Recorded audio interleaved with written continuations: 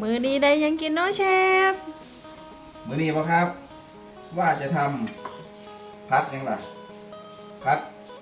พริกเผาหมูใส่ใบโหระพาครับนี่หมูสันในนุ่มๆเนี่ยผัด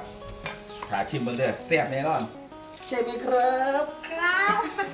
เดี๋ยวก่อนจะไปกินพัดพริกเผาหมูแซ่บๆนะครับก่อนอื่นก็อยากลองคอก่อนจักบาทรบกวนเคี้ยวอีกเช่นเคย นี่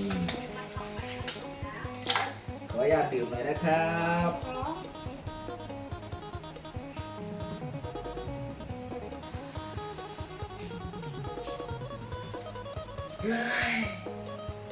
เสียบ